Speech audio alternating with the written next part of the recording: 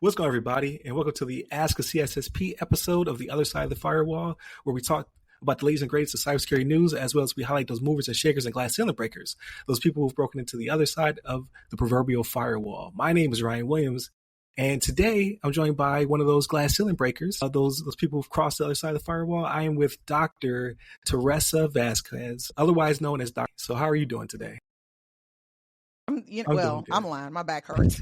But other than that, I am doing great. I have a Herman Miller chair that I got for $100. Okay. So that's been helping me a little bit today. Got you. So you've dealt with me. So behind the scenes, I've done this intro like 4 times. It's a Monday, but it's probably just because I've been surrounded by greatness, all right, over the past few weeks. So it has not gone up yet, but right now I'm editing the episode with Dr. Todd Hollis. So he was on the show, 30-year Navy veteran, cybersecurity professional, and professor like yourself. And then before the episode airs, right, so a little bit more behind the scenes, I'll have on, again, Dr. Joseph J. Burton Miller. He'll be on the show as well. So that's 3 doctors back to back. Man. Right? Surrounded by Black excellence over here. So that's it is some excellence. You know, I don't know if I would do it again, but yeah, it's definitely one of those things. And like, honestly, I've had to come to terms with that I'm older, because being seen as like someone who has like what you described, I don't feel like I've broken the glass ceiling. I feel like I keep bumping my head up against it, and they won't let me out because they already know it's going to be trouble. So really, they don't need to let me out because it's going to be trouble no matter what. But it's one of those things where you realize, wow, like I have done a lot in my life, like, you know, because really, anybody who gets to, I'm in my mid 40s, so anybody who gets to this age, I think, can look back and say, wow, I did a lot in my life. But I am really always busy. You know, I try to make sure that, like you said, moving and shaking, right? And making sure that like what I'm doing counts for something. I started therapy recently, and this morning I had a therapy session, and I got really emotional because I was like, you know, one of the biggest things in my life that matters to me is that when I die, I'm not forgotten. And I'm like, well, when I'm dead, I'm not going to care, you know, because I'll be dead. But, you know, we live all our lives trying to do something, right? Whether it's trying to reach a goal that we want, whether it's trying to obtain some things. And for me, my goal is like, I just don't want to be, I don't want the work that I'm doing to be forgotten. No, absolutely. So that's legacy, right? And we've talked about that in the past on the show as well. I think it was with last time it was Rico Randall. He said something similar, right? It's not just about the bag, right? That will come over time. It's really about achieving that legacy. Like, what am I leaving for those behind me, whether it be, you know, relatives or just the people I've touched, right? Mentorship, things of that nature. He was a Marine veteran, so we discussed a lot of that as well. So no, that's absolutely a phenomenal thing to want to do, as well as like therapy is like amazing. So it's necessary. Yeah, like it's absolutely necessary. Yeah. And I think a lot of times, so I've started it when I'm on like the happy, right? Which is not normal, right? So like I've been in and out of therapy, and usually it's been because like my childhood and my upbringing is very dark. And so I try not to go to that place. And sometimes, you know, mentally to me, tech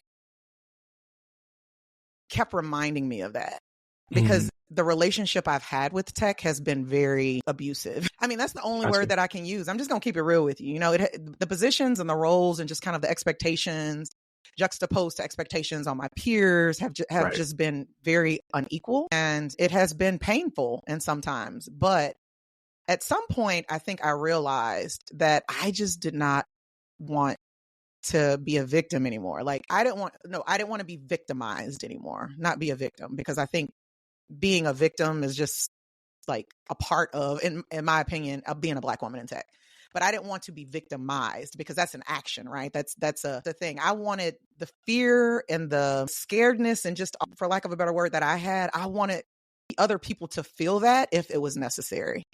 Gotcha. And it all came to a head when I was laid off in 2016, end of 2016, or I think it was 2016, 2017. And with a doctorate and 20 years of experience as a software engineer, I couldn't get an interview. And I was like, what is going? Yeah, I'm like, what is going on? Like, am I just not good at this? Like, you know, and you already ask yourself that, you know, you're already thinking and comparing yourself. And now I'm finding myself in a virtual food stamp line, trying to get food stamps for my family. And I'm like, how did I end up here? Like everything that I've done was predetermined. So I didn't get to this place, right? I went to school. I learned the craft. I became, what do they call it? A crafts person, right? I did all the things that I thought were necessary. And here I am in the food stamp line, and something clicked. And I just remember saying, I am never going to be here again. And so that's where the victimization it flipped. And the way that I saw the world, the way that I saw myself in the world, in the tech world specifically, started to change. And that's when things started to change for me in the industry. Right. No, absolutely. So kind of to rewind it back, right? So software engineering is kind of your pipeline, your journey into cybersecurity. So how did that begin? Did you just have a fascination for coding and things of that nature? Did you come in from engineering? Like, what was your route into software engineering? And then what was that like? So like you said, you made that pivot. So where was that pivot into? I won't try to make this a 2-second story, but I have always been, what's the word?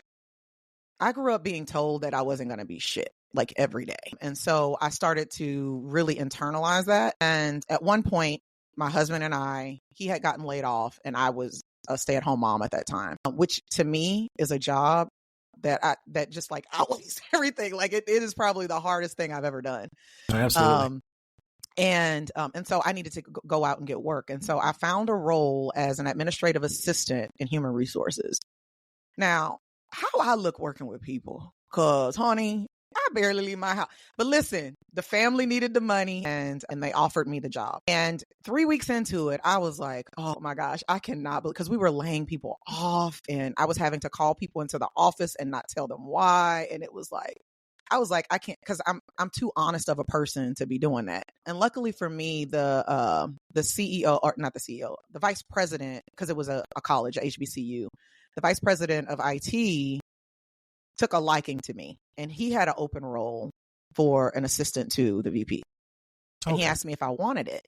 And I was like, hell yeah. Like, when do I start? Like, you are saving me. And I got over there, and we were, in IT back then, like the training was in IT for like the technical stuff, and right. The network administration, software engineering, and all those other things. Like, we didn't have engineering teams. We were all on IT teams. Mm-hmm. And one of the things was we started implementing new software, and he was like, hey, we need you to test the software to see if it would be good enough for our administrative assistants to use, because if you can learn it, then anybody can.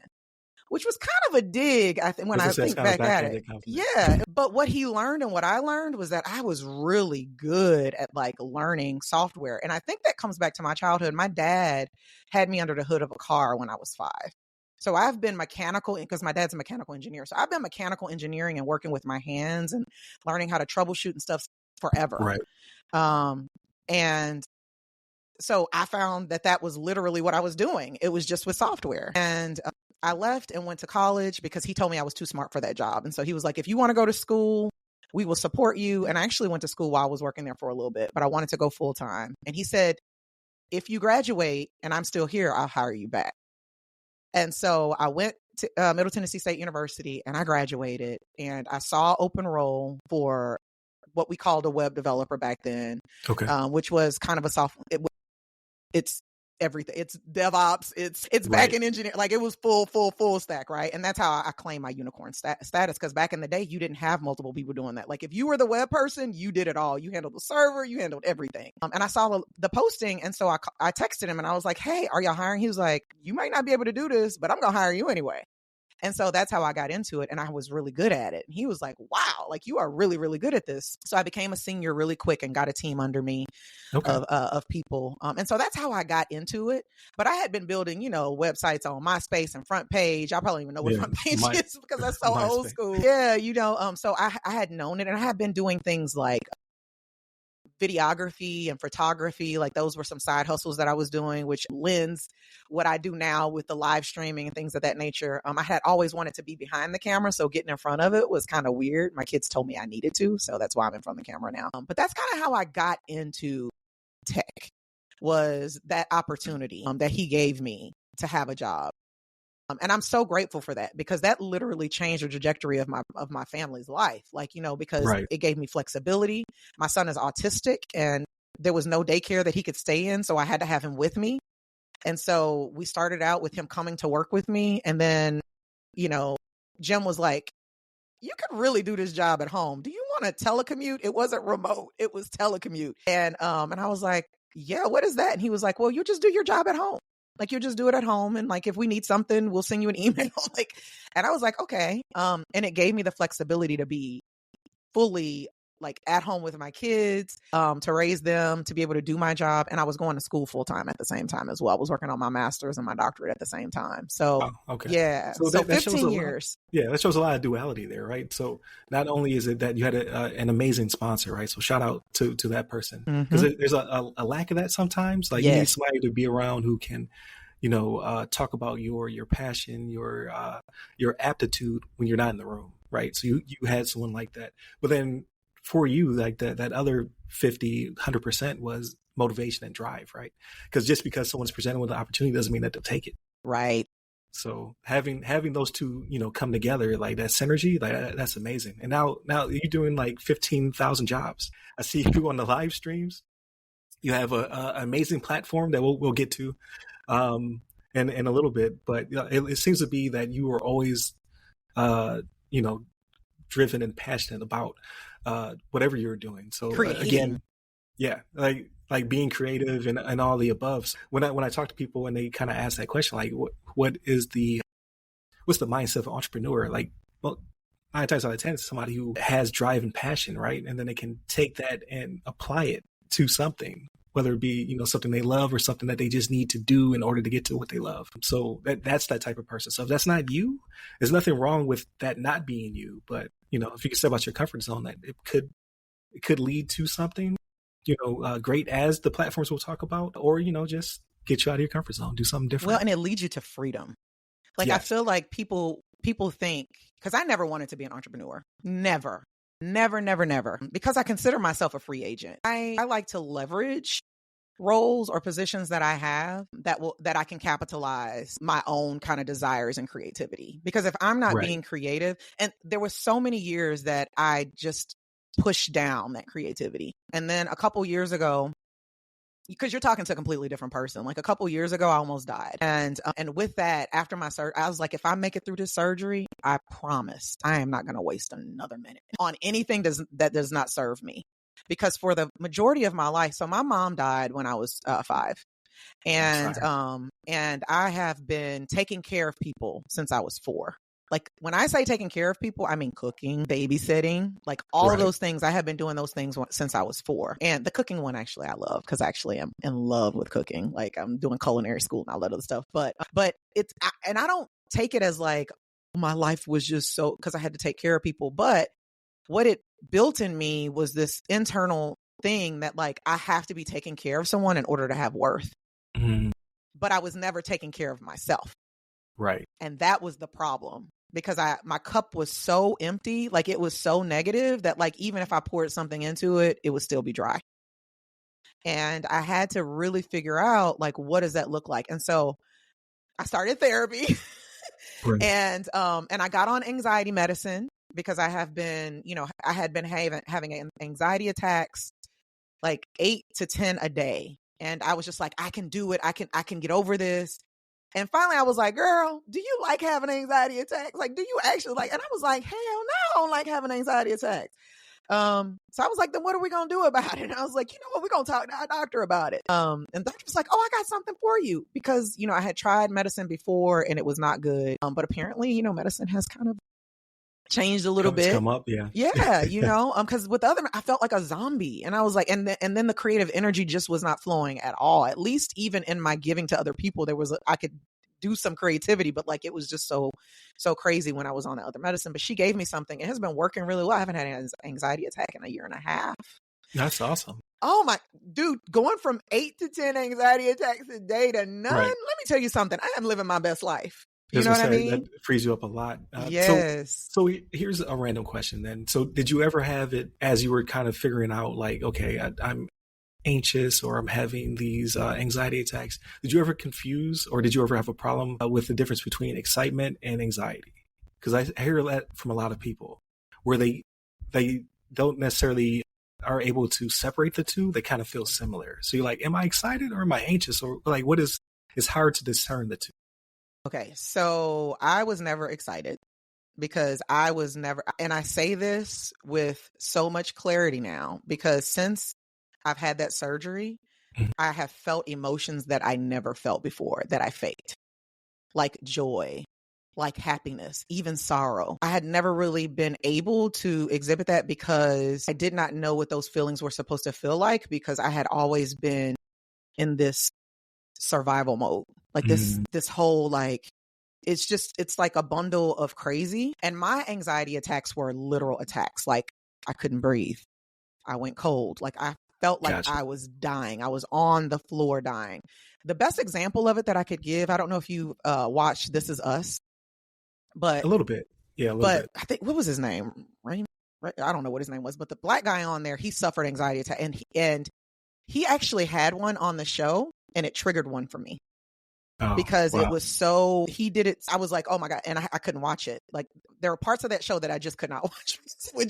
It would send me in a spin. But no, yeah, there was no difference there for me. Because I didn't even know what, I had never experienced excitement. And I say that because I've experienced excitement recently and I've never felt that emotion before. So it was very interesting for me. Another thing that you should know about me is that I'm neurodivergent. So I have ADHD and I'm dyslexic. And so my mind works differently. How I handle emotions work differently. And my brain never turns off. And so with that kind of run, like the ability to make my brain stop was never something that I had. Through therapy, I've been able to work on, you know, things that kind of like, okay, when you feel this, or when you experience this, or when you feel this way, like this is a trigger. And I was never able to identify those before. And that's why I say the benefit of therapy is because sometimes we're walking around here and like, we don't know what's going on. We don't even know what's happening to us because we haven't really taken the time to identify that something is wrong because it's our normal. Yeah. And we're biased. We're biased in ourselves, right? Because like, even though you're surrounded by other people, you internalize everything. So, and when that has a bias or a lens or something over it, it's very hard to discern it. I attribute it, like, you hear people always say, like, I'm not crazy, you're crazy, right? Like in movies and things of that nature, like, that's ridiculous. Like, you would know if you're crazy, right? Like, no, obviously crazy is not the proper term, but you are biased. Like you need someone else who, you know, has professional skills and things of that nature to be able to explain to you, like, what is actually happening. So that way you can, you know, go forth and conquer from there. So no, that's great. And I'm glad that you brought that up because I don't think we've ever talked about therapy and things of that nature on either of the shows. But I'm a vet, so you know I talk to somebody from time to time. It happens, and it's definitely eye opening because you're like, oh man, I did handle that kind of crazy. Not that I was being crazy, but like I could have handled it in a different way had I, you know, known how to communicate it properly, or that I felt the emotion thinking it was excitement and it wasn't excitement. Like I was actually having anxiety due to it. So it's like learning the languages between the two, right? Yeah. Or even therapists. My therapist is so good because she asks me, have you asked yourself XYZ? And I'm like, no. Thinking, well, damn. If I asked myself that, then I think I would be able to answer my own question. Like therapists have this gift, and I'm so like in awe of it because I have gifts that now I've become looking at like, dang girl, like you need to be excited that you have that gift. And so when you see someone else have that gift in a different like perspective, you're like, man, you are really good at this. You got me up in here really, really wanting to change my life, you know? Right. And it takes some time to find a therapist, right? A good therapist, someone who, you know, you can connect with. I got really lucky. And, you know, I found one who I think she's just amazing. But she just asks me questions because she knows I haven't asked myself. So one of the things I'm working on right now is building relationships because I've never had a friend. My husband is my best friend, but like he and I have never had friends. Never had friends. Gotcha. And I realized early in therapy, she was like, have you ever asked yourself, like, do you miss not having someone to like share things with who you have in common? And I was like, but I have my husband. And she was like, well, how much do you have in common with him? And I was like, well, we're married and we both have like the up and down beds, and I love him tremendously. He's my best friend, but we are night and day. And so I realized, oh my gosh, that's what I've been missing. I've been missing another half of me that has similarities to me, but I never even asked myself. I never even thought that that's what I was missing. And then the next question was, well, how do you make a friend? Oh, and it's like, oh, especially in adulthood, because I've heard making friends in adulthood is really hard. Much harder than being, kids just walk up to each other like, hey, my name's so-and-so, you want to be my friend? Yeah. Adults, you're like, no, get out of here, weirdo. Like, hey, but with my ignorance, that's what I've been doing. I've been like, you know what? I really like you. Can we? And I have gotten some looks from some people like, why are you asking me like that? But then I found a couple of people who are just, I couldn't live my life without them. So it's like that vulnerability, that some of us are so afraid to share, especially those of us who have been in tech, because being vulnerable in tech is something different for diverse technologists. It's handled in a different way. Well, I say that from my experience. I don't want to speak in general, like, oh, this is a general thing for everybody. But I've spoken with enough people and mentored enough people to know that there's some similarities between what we are experiencing. And there's also similarities between how we handle it, because in the Black community, we don't be telling people our business. We internalize things. What's said in this house stays in this house. What happens, you lose your job, you don't go up running out telling people and begging people. You put up a good front and you just apply like everybody else. Like it is different for us. And once you realize that layer exists, then you have to ask yourself, okay, am I still going to abide by those rules? Right. Because if you don't abide by them, then you become an outcast like me. I'm one of those people in the Black community here in Nashville. Either they love me or they hate me. Like it's one or the other. And frankly, I don't care. I used to care, and a lot of the things that I did were, surrounded like, oh my gosh, who am I going to offend if I say this or this, that, and other? But I'm like, if as long as it's truth, then why should I care? Right. And it doesn't have to be truth for everybody. It's my truth, and because I'm important and my experiences are important. And when I started to share my experiences, other people started to say, well, wait a minute, I've had that same experience. What did you do to like, what was your solution? And that's how I've started to build community. I mentioned earlier that my kids told me, Madre, they call me Madre, we sit here and we watch you. Every time you cook, because I love to cook. When I tell you I love to cook, you have not seen my kitchen. It's crazy. My dream is to be on Hell's Kitchen, not because I want to be on Hell's Kitchen, but because I want Gordon Ramsay to mentor me. I love that. I just love who he is as a person, but maybe if I meet him, I'll hate him. But my perception of him is very much like the type of person I'd want to learn from. But they're like, man, you're like cooking, the music's going, and you're coding. Like, that's a show. People will watch that on Twitch. And I was like, what's Twitch at? And so they told me this like years ago. And I did some research and I was like, nah, I don't think Twitch is for me, because them people on there, honey, they too honest with each other, honey. I don't want anybody to come on here and start talking crazy to me. And I already had like this insecurity about sharing my code or, showing what I was doing and stuff like that. So I was like, hey, no way I'm finna do that live. And then I started teaching at a boot camp. And that changed all of that, for me, because you deal with a lot of people, and being in a boot camp, like, you have different levels of knowledge and you have to meet them where they are. And I had already been teaching at Trevecca for many years, but nothing as highly technical as the thing that I do every day. I taught tech, but it wasn't like coding or anything like that. And so it changed me. It changed my perception. And I said, I told hey, I need y'all to hook me up. Show me how to get on this Twitch like the old people do. And they got me on there. They got me a channel. They taught me about, how to become an affiliate and all this other stuff. And now, honey, I love it. I think it's a great community. I've got a Discord. See, it's over here. Right. And see, that's what blows my mind, right? So you like Twitch, you had to talk to the kids to help you hook it up and whatnot. I get Twitch. I don't get Discord. It's just nonsense. Discord is where it's at, man. I know some people are on it, but when I open it up, I'm just like, what is happening? Man, I don't understand. It's so many windows. Now that I will agree with, because I'm going to tell you, I got into, I've had my Discord like server for like 4 years. and I never did anything with it because I was like, this is a hot mess. I have ADHD. There's too much going on over There's here. a lot. Yeah. You know, and then you can talk and it's like, what the heck? And then like one time I was in a channel not knowing that my microphone was on because I didn't know how to use Discord. Honey, they were hearing all kinds of stuff. I'm almost certain. And somebody finally sent me a Slack message and was like, even though we're on Discord, they were like, I was like, oh my God, for how long? And they were like, for a long time. So that was very interesting. But I learned how to use Discord. Not only have we learned how to use Discord, but we have built at Repton Tech, we've built bots, we've automated a bunch of stuff.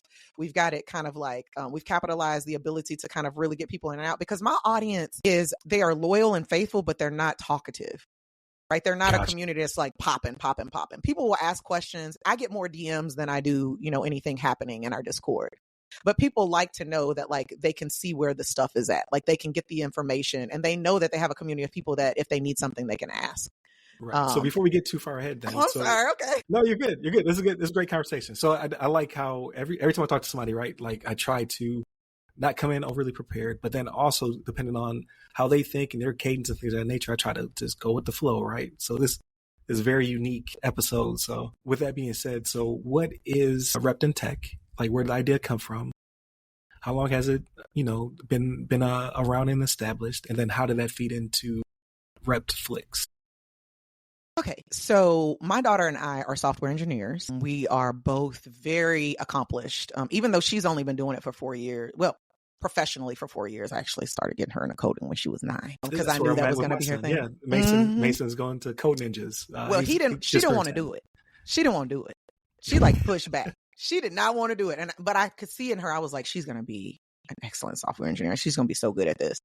And I kept putting her in the camps and stuff because I do that to my kids. I put them in camps and I don't ask for permission because I'm like, as long as like I'm paying for your food, I'm going to put you in, I'm going to expose you to a lot of different things. At least try it. And if you don't like it, then we won't do it again. But if it's, if it's your first time, then at least try it. And so there were a lot of camps like that. And she never said she didn't want to go, but you could tell that she didn't like it. So I stopped pushing on her when she got to the age that I feel like a high school teenager where she should start making her own decisions. And so I was like, okay, I'll leave her alone. And she went and she got a job at Amazon in their box facility or whatever. 2 weeks later, she came back and she said, hey, I want to look at that software. And That's hard work. I had a cousin who worked there. He was like, it's grueling. Yes. I mean, I don't think she realized how hard it was going to be. And so she went to the boot camp we both now teach at. And of course, went with flying colors. I mean, she was just amazing. Left out of there, went into a Fortune 500 company, killing it. Did that for like 4 years. And now she's working full time at Repton Tech.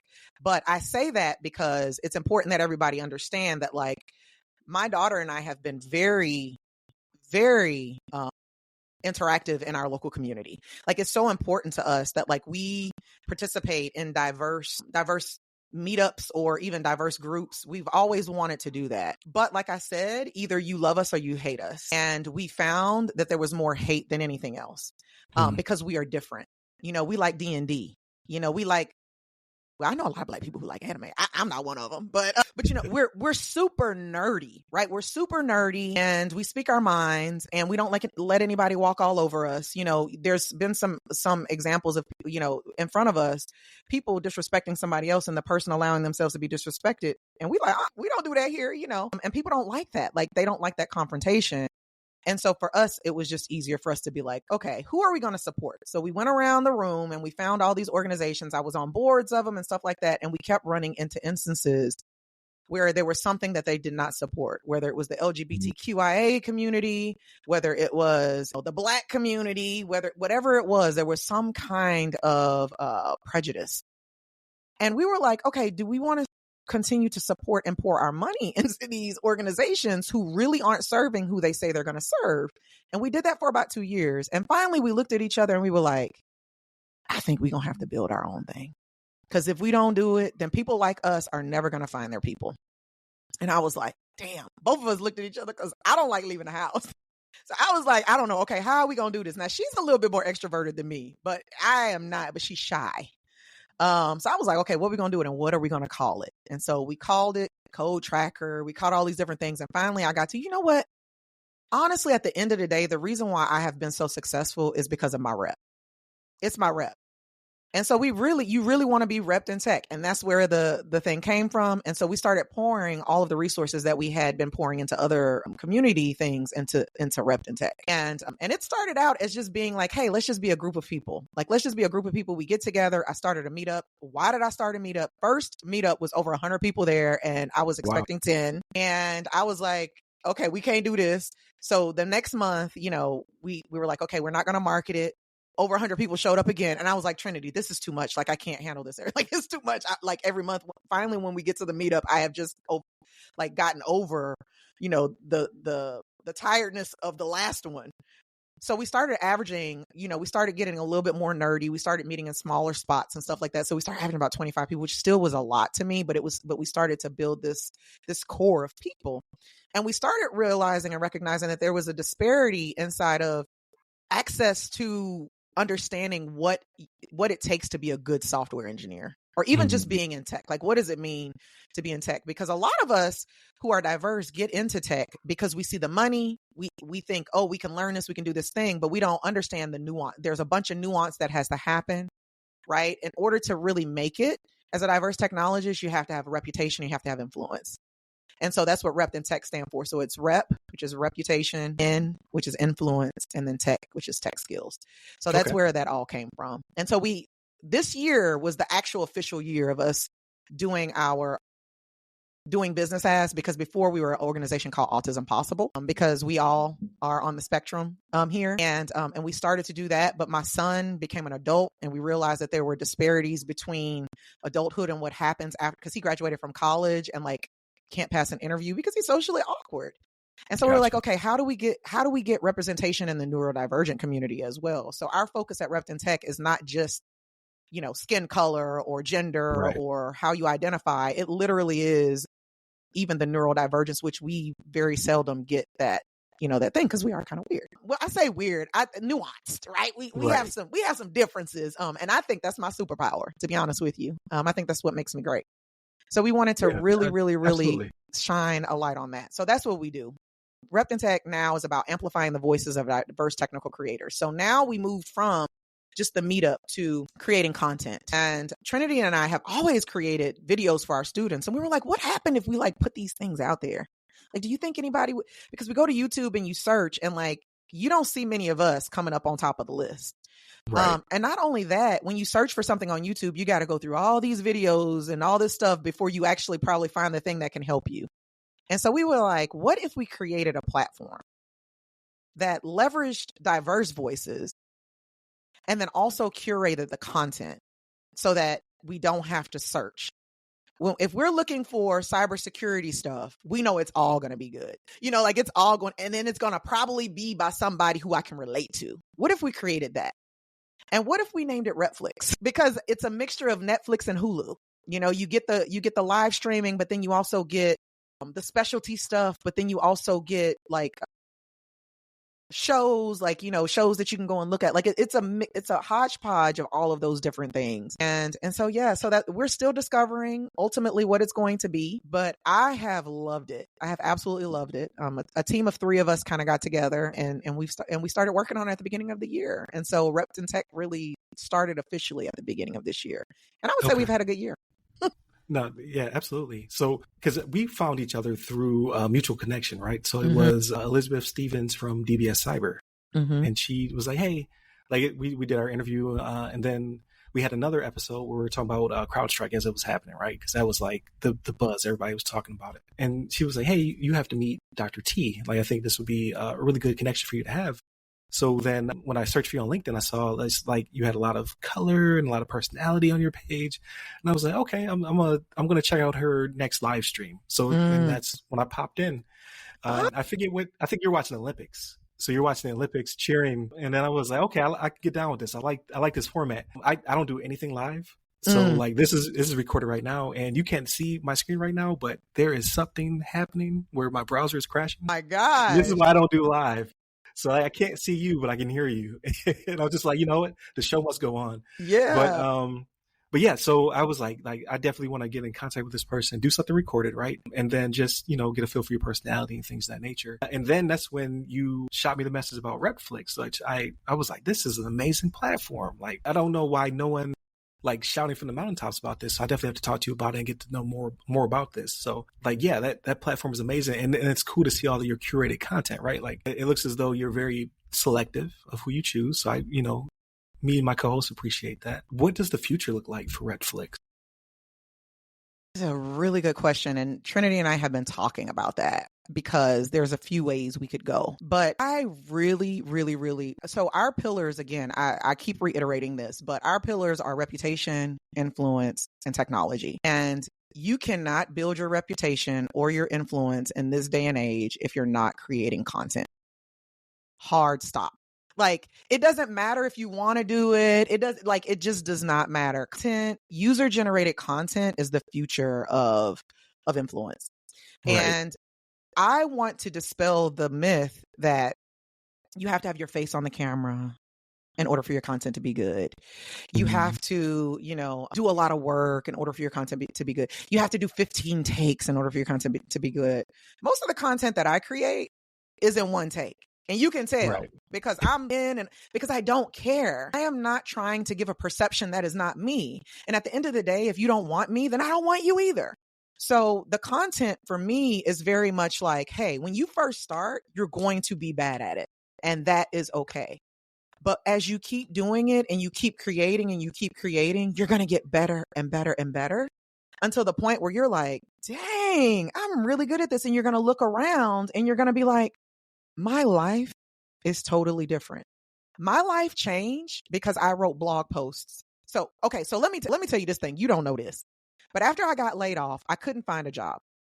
And so I was like, what am I going to do? Here I am getting food stamps. Like, I can't live off food. Like, they're not going to give them to me forever. Well, I don't know if they would or would not. But I'm like, what are we going to do? And so I was like, you know what? I'm going to go to a coding boot camp because maybe I don't know what I'm doing.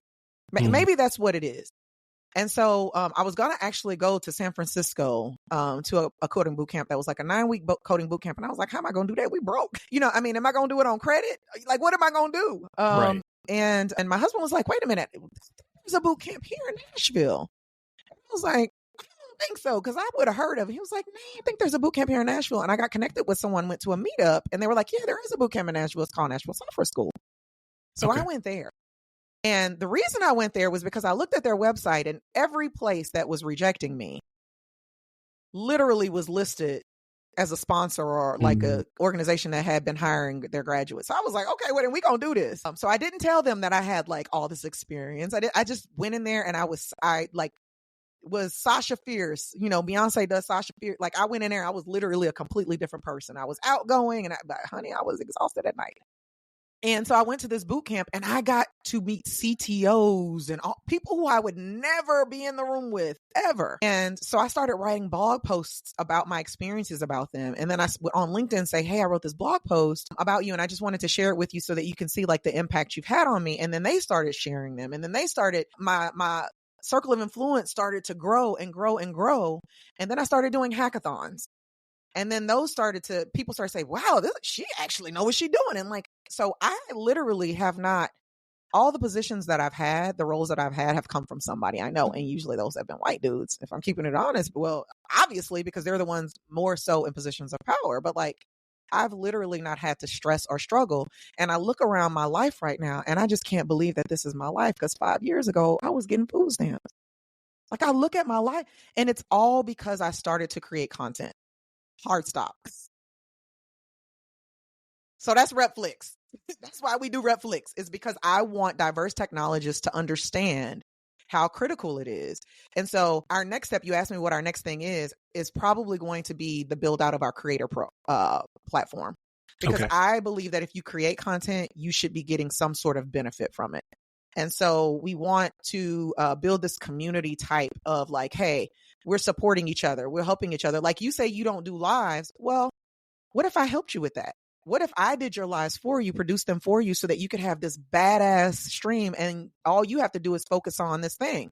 So now we're sharing resources. Now we're sharing, the benefit of each other. We're both getting the benefit of it because, yeah, you get a dope show and I get to say I produced it. Right. And that's still a part of creating content. Producing is a part of creating content. So that's what the future, I think, of Flix is. It's kind of like this, getting people to understand not only the benefits, but helping them to create so that they don't have all of these barriers to entry that a lot of people have. So, you know what you put me in mind of, which is like, obviously you're very unique. You are you. You know Kev on Stage? He's a comedian. Yeah. I do. Okay, so like Kev on Stage, he started like my wife put me on to Kev on Stage and Tony Baker and all of those guys, right? Before the pandemic, he was doing like movie reviews in his car, like when he was stuck in traffic, because I forget what he did at Boeing, but that's where he worked at, right? But he always wanted to be a comedian. He was making content, things of that nature. So he kept trying to sell his shows and things of that nature, and people were picking it up. Right? Like he couldn't get a Netflix special. He couldn't do this, couldn't do that. So he started to produce his own things.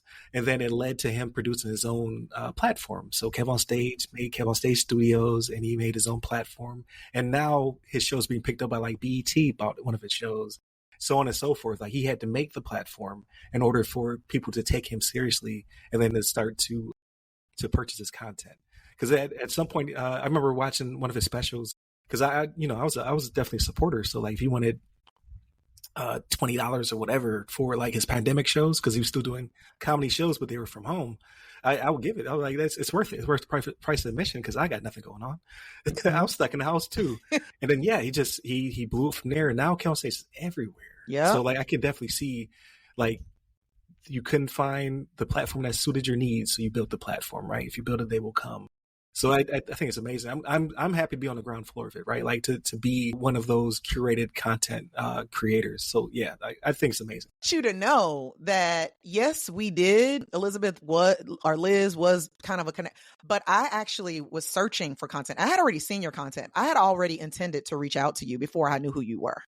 Wow. Because I had seen, and it wasn't that I had seen your stuff, but I also saw the consistency of you doing the thing, because I think what happens is people start to create content and they go too hard and then they fizz out. Right. So like I used to do all day, every day co-working streams. And I got to a point where I was like, what is this about? Like, why am I doing this? You know, how am I like, I need to do something a little bit better, right? A little bit more. And what I realized was I was doing that because I was trying to create content, but my role, I don't think, is in creating content. I've learned that I have a personality that goes through the camera. I'm actually really suitable for this, but it is not my dream. It is not my calling. I would love, however, give a platform and to amplify somebody else. I'm good at that. And I love doing that. It makes me excited because I get to be creative in other ways, right? Right. I get to be creative in ways that I feel like are more important to me. And so that's what Flix is for me. It is us being able to be like, oh my gosh, you are killing it. You know, like y'all have got to watch this show, you know? And so the creator platform is going to give us the ability to allow creators to do even more. So right now you can't do anything with your page. I've put everything in there. You know, you've sent me some stuff, but you know, pretty soon that's going to be outdated because you're doing you're doing your podcast often. And so I want you to be able to get on there and, you know, have some automations and some things that you can do to really start to build yourself, if that's what you want to do. Oh yeah, I'm super excited about that because we produce 16 to 20 episodes a month, right? So I already know. Yeah, so I just did episode 640, but for me, it's I just really enjoy doing it, right? But like you said, like for me, the production is not my calling. I can't stand it.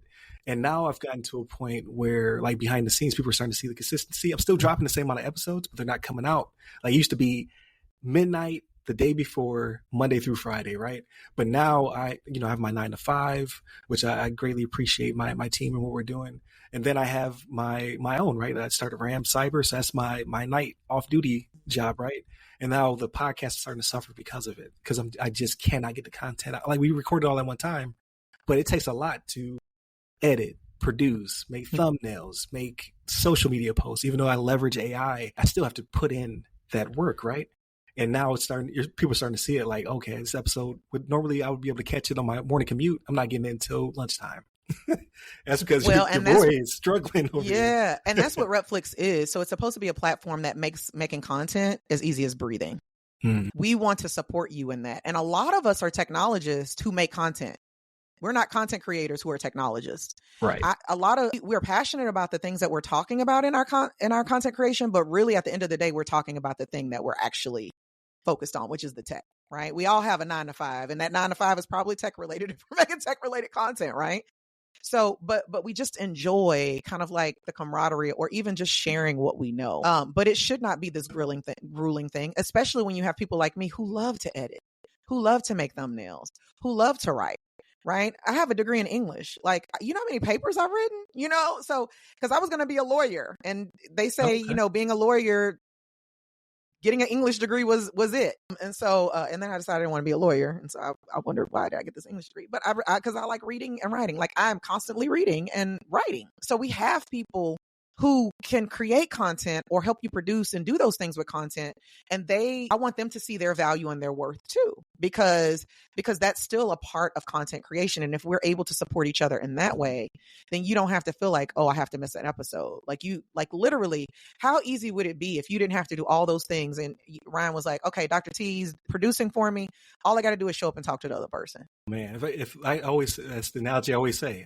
I want to be the talent, right? I just want to come in, mic's hot, make it happen, and then walk away. Yeah, exactly. So I can focus on my other 3 jobs, right? No, so now you've just described what I envision for the future of Flix. Man, I can't wait till you get there, because I definitely want to be on board.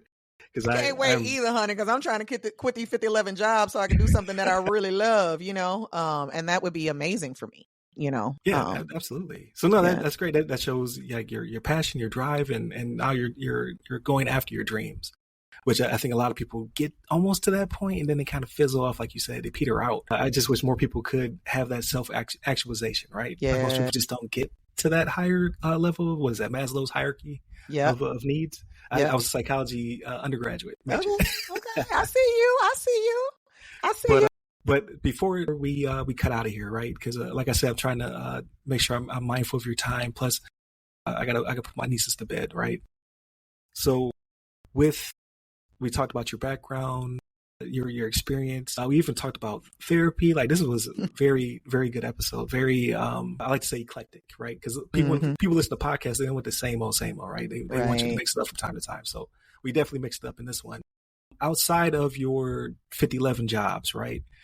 What are you doing so you did say cooking. So like culinary.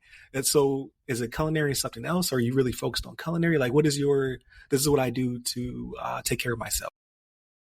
Man, I garden because I love to cook things from my garden. Culinary is a big one for me. So I have a culinary certificate that I got a few years ago after I got my doctorate. And then our local community college, I just realized, or it's recent, they started to offer a culinary degree. So I've started taking the classes for it because I really, really, really, my dream is to be a culinary teacher, like for middle school or high school. And recently, our local schools actually brought culinary arts back. So I'm like, I got to finish this degree because that's what I want to do. So taking care of myself is really me cultivating the things that I love, like cooking. Live streaming has become something that I really love. I'm also an educator. So like making the video. I know that sounds like a lot of stuff, but like I do them all at once. Gotcha. When I'm cooking, I'm making videos, or I'm writing documentation so that somebody can read it, whether it be my students or somebody at work. Like I am just a natural facilitator of environments. And I feel like I like that because if I can manipulate the environment, whether it's the environment that I'm in by myself or the environment that includes a lot of other people, then and make it in such a way that everybody feels included and they feel seen, then I've done what my purpose of being here. Gotcha. And so I do that even with myself. So I try to cultivate an environment where I feel seen because I used to not do that. So now that's what I do with my time is I try to get really good at like being able to create something because you're not the same person every day. So you can't cultivate the same environment every day. So that's really what I do. And read. I read about 300 books a year. I am an avid reader. Wow. Okay. I love to read. And so, yeah, reading, cooking, and some other thing that will go unnamed. Gotcha. That's what I do on my side when I have time. Oh, and Law and Order. Okay. So, like I said, I have to go ahead and land this plane. But as you were speaking, it brought to mind of a bunch of people. If you're not already connected with them, I'm definitely going to have to send out some emails and try to connect you with some of my content creator friends, right? So you have Stats on Stats podcast. Like these two ladies are amazing. I hope to make some content with them in the near future. They're down here as well. So then you also have the Cyber Coffee Hour. So that's the Dr. Joseph Burt Miller. Nice. So they're also doing the cybersecurity thing, content creation. And then Alfredo, he is into culinary and things of that nature as well. So you have Kenneth Ellington. He's also into culinary. So Okay. in charge of the ECA, so the Ellington Cyber Academy. He does Sim and Sword. His main focus out of Texas, but he is big into cooking. So Wow. show. And then the last one, but not least, right? There's a bunch of others, but definitely them tech folks. They're also here. That's Rico Rando, who's the Marine I was talking about, who started the podcast, and then they make a really awesome podcast as well. So I'm going to get all this stuff. I'm going to send it to you. Yes, please do. We believe because we need more content. Yeah, we need more content. And they all make dope content and a lot of it. So they're very consistent. And those are the people I listen to when I'm listening to a tech podcast. So, and then there's some more, like you got Jacob Hill, and you have, I'm just name drop people now. You have Alan Wesley, and then Darren Phillips of Spire Cyber. So they all make content as well. I'm gonna get all this stuff, package it up, push it to you. My gosh, you're about to hook it up. I'm gonna be able to take a break for a minute trying to find content creators. That's amazing. I would love that. Ryan, thank you so much for having me. I was so nervous because my back, and then like, oh, right. I don't think people realize that like the reason I live stream is because I'm so nervous. And if I record, then I'm probably not going to put it out. Really? See, I'm the exact opposite. I have to, like, live makes me nervous because, like, everything went crazy. I found out it was my keyboard. So I had to pop the keyboard off. Like, for whatever reason, it went into, like, turbo mode. Remember when you were a kid, you had the controls for turbo mode and you just hit the same button over and over again? Like, everything was blinking and flashing. I was like, this is why I don't go live. Wow. But that's the fun of it, because people get to see the thing about live, and I know we're about to quit, but the thing about live is people get to see you actually as you are. Mm. And I feel like that's so important because people, like when I say people, I don't mean just you and us. I don't mean people who look like us. Like there literally are people who we work with who in their day to day have never experienced life with a diverse person. I see what you're saying. Right. And so they see us in the ways that the TV programs or whatever. So they have these and so I've had so many people be like, man, like I was so intimidated by you, or you just seem so unapproachable, and I'm like, until I started watching your live streams and I'm like, wow, like not only is she brilliant, but I think she'd be fun to hang around. Mm-hmm. It just gives you more of like who you are. Right. And I'm not polished.